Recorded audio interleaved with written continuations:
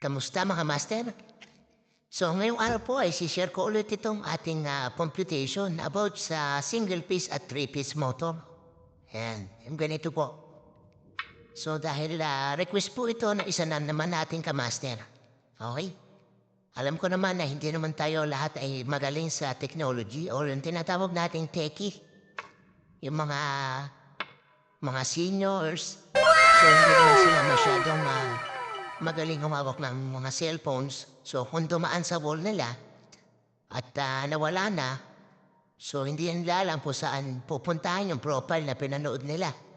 So yung mga artists natin, hindi rin napapanood ng ibang mga nais matuto. So dito po, minabuti ko na igawa ng kumpletong video yung ating single phase at three phase kung paano mag-compute ng wattage sa isang motor. Okay? So, unahin po natin sa single phase. So, sa nameplate po kasi ng isang motor, kadalasan hindi naman naka-mention yung wattage. So, tayo na yung bahala mag-compute kung ilang watts ka ba yung motor na yon. So, makikita po natin yan kung minsan meron pong nakalagay na 1 at hindi po nakasulat yung word na phase. So, ganito lang po yung naka-mention dun sa plate yan. Ganyan. So yan po, ibig sabihin nun is single phase po yan. Okay? So tandaan po natin yan. Yan. Single phase. Ngayon, makakita po kayo ng symbol dyan dahil nito sa mga ala pong idea sa mga nameplate, meron pong wave na nakaganyan. Yan, parang S na nakahiga. So yan po yung tinatawag nating alternating current. Yung supply po ng motor, yan po ay AC. Alternating current. Ngayon, meron pong mga motor na makikita nyo yung symbol na straight line lang po na meron siyang putol na ganon. O kung minsan, isang straight line na ganon. So, ang ibig sabihin ng po nun ay DC o yung direct current na tinatawag. Okay? So, dalawang klase po yung makikita natin na symbol dun sa motor natin. So ngayon, lagyan po natin ito ng value para makompleto po natin. Halimbawa lang naman po ito. So sabihin natin 230 po yung supply. 230 volts. And then, yung current po ng motor ay lagyan natin ng 3. Halimbawa, 3 amperes. Okay? So ngayon, dapat alam natin kung ano yung formula na to. So, yun po ang isi-share natin sa inyo. So, dapat niyo pong tandaan ito, lalo na kung ikaw ay baguhan pa lang sa ganitong laraman. So, alam niyo ang install, alam natin i-layout, pero hindi naman natin alam i-compute yung ikinakabit natin. So, ito na po yung pagkakataon para magkaroon tayo ng idea o reference. Okay? So, bali ang formula po natin yan is yung P,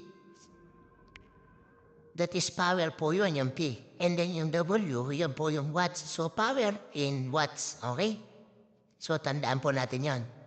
Yun, equal po natin sa yung ating voltage. So 230 po yan. Okay? So yun po yung B. Ngayon, i-multiply po natin yan sa yung ating amperes. Ano po ba amperes natin? 3. Yan. Nilagay ko na po rito para marita niyo po at maintindihan. And then, mamultiply po natin yan sa power factor. Yan. Ang value po ng power factor ay 0.8. Yan po yan. Approximately po yan. Lalo sa mga induction motor po. So kaya po yan, kapag kami multiply natin yung tatlo na yan, 230 multiply by 3 multiply by 0.8. So ang magiging sagot po natin dyan ay 552 watts. So nakuha na po natin kung ilang watts yung ating single phase motor. And then dito naman po tayo dumako sa 3-phase. Yan. Sinulat ko na po para hindi masyadong mahaba yung ating video. So sa three-phase po, ito po yung symbol na makikita natin kapag hindi nakasulat yung word na phase, okay? So alternating current. And then 230 na rin po yung volts natin ginamit. And then 6 amperes para makompute po natin. Halimbawa lang po ito. Ngayon, may dalawa pong klase ng supply. Yung line-to-line voltage po na tinatawag at yung line-to-neutral, okay? So dito po tayo sa line-to-line voltage. Computein po natin yan. So bali, ang formula po natin yan ay in power in watts. Yan. Is equal to square root of 3. Yan. Tandaan po natin yan. And then multiply po natin ang ating voltage.